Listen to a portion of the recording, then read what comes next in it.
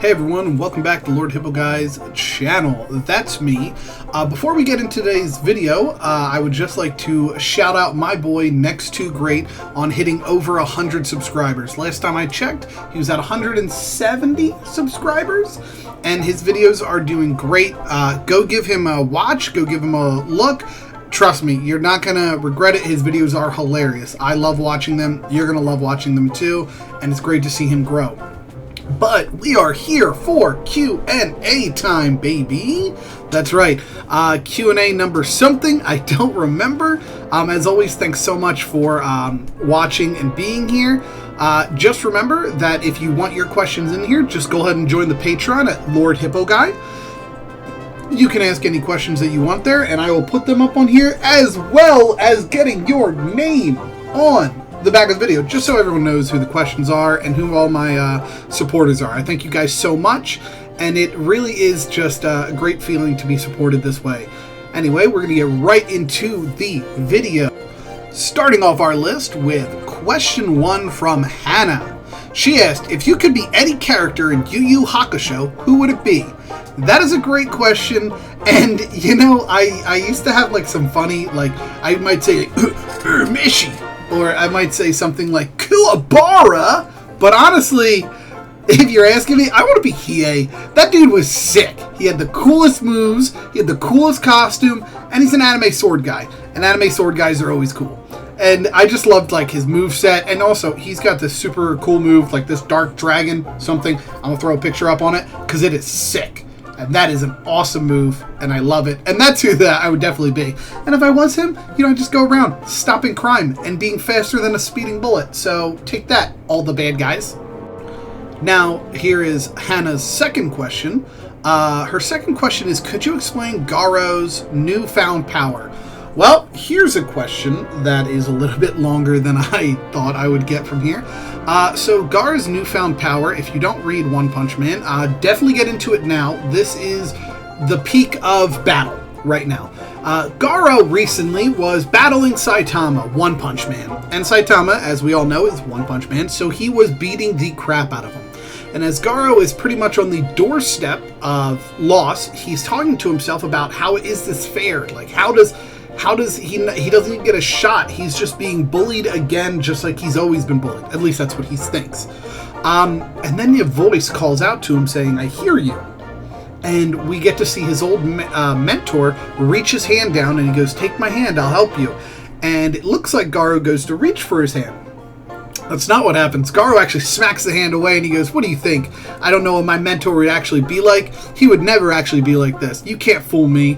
And then the being goes, yeah, you may not have accepted my hand, but you still touched it, which means this happens. And then he imbues him with power, and he makes him his avatar. He now has this new state called Cosmic Garo. Now, we weren't really sure how strong would Cosmic Garo be. Well, in the next chapter, he splits the atoms of a molecule with a single punch, which means every punch he throws now was the equivalent of a nuclear bomb going off. And that's not like, oh wow, that kind of looks like a nuke. No, we actually get like the military going like, there's consecutive nukes all being fired off at this area, as you get to see the huge mushroom clouds as it's going. What does Saitama do? It's great. So basically, Gaara now has the power to, he basically explains it as he has the control of all energy in the universe. What does he do with that? He creates the power of an exploding star and fires it at Saitama. An incredible panel, an awesome looking picture. It is sick. So right now he has the power to control all energy in the universe. This is going to be an insane battle, and I can't wait to watch it. This is a power up if I've ever seen one. Excellent question. And coming up to our next question, we have it from Mac R. Oni. Mac R. Oni asks the question, if you could have any type of lightsaber, what would it be in? What would your custom lightsaber be? That's an excellent question, and it is a tough one. If I had to pick any type of lightsaber, I honestly would probably go with... I'd probably go with a Beskar shield, and then a lightsaber that goes out regular. Probably blue, nothing too crazy. you know, not too sure. Maybe like a blue lightsaber is probably what I would use. But then the hilt would also be Beskar. So I would make the handle and the hilt out of Beskar to make my lightsaber impervious from somebody trying to cut it in half, and with the hilt able to block lightsaber slices that try and take off my hands. That's what I would add. And with my Beskar shield, bing, bing, bing, I'd be blocking as I'd fighting around.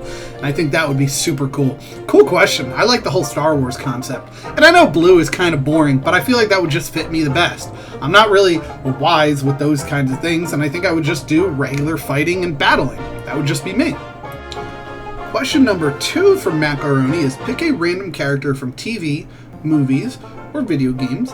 Now put them into Super Smash Brothers. What is their moveset? Ice, smash move, special, super.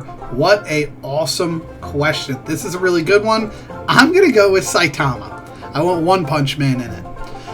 One Punch Man's regular attack move would just be regular punch, and his regular punch would just be blam, like a powerful attack, you know, something like that.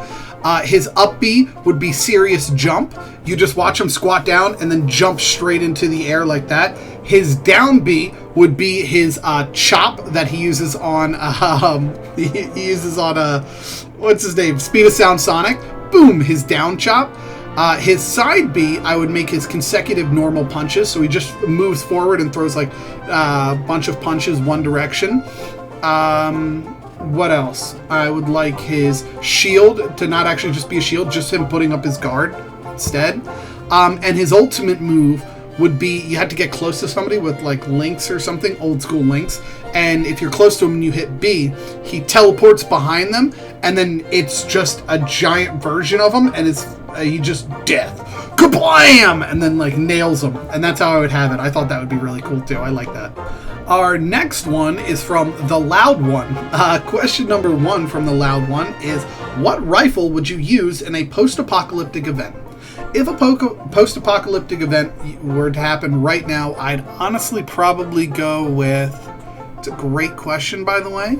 Honestly, I'd just go with my lever actions. Can I keep my lever actions? Because if you're saying just one gun, I guess I should probably just go with my bolt action 308. That'd probably be the smartest. Easiest, probably find lots of ammo for it. But I feel like my lever action, my, I don't know, let's say my 30-30 or my 45 long Colt, any of those, I have plenty of ammo for them, and I feel like a lever action is easier to maintain. But for the sake of ammo, I think I'd probably have to run around with the 308. I think it would be easier to find ammo for it, easier to clean, easier to maintain than, say, my AR, my 5.56. I feel like that would be a little bit harder, but I think that 5.56 is easier ammo to find. Tough question. I think at the end of the day, I think I still just go with the 308. Easier for hunting, easier for shooting, longer range, things like that, and has stopping power too. Good question. Question number 2 from The Loud One is, what is your favorite pizza topping besides pepperoni? Good question. Bacon. Bacon, but not bacon bits. Hear me out. What you really got to do is you got to cook bacon, okay? It's going to sound weird. And then cut it up into 4s. Like, cut your bacon into 4 pieces and then put that all around the pizza. Trust me, it's going to taste way better than little bits that sometimes like poke you in the mouth and like, I got stabbed by bacon. Hard bacon. Curse you, hard bacon. Something like that. You know what I mean? It's a good question as well. Let's give a big old round of applause for Jeremy with his first question, saying, if you could make an original video game with unlimited budget and your voice of developer and publisher, what would it be like? It would be Dungeons & Dragons, the video game. I would just put all the resources into playing Dungeons & Dragons. It could be a first and third person game. That's right. I would allow it to be a turn-based combat as well. So what I'd like it to be is you can either play top-down or you can play first person or third person. Either way, top-down or first person or third person, you get chances to move, and then it would be the end of your turn and be somebody else's turn, or your AI's turn that you get to control as well if you'd like.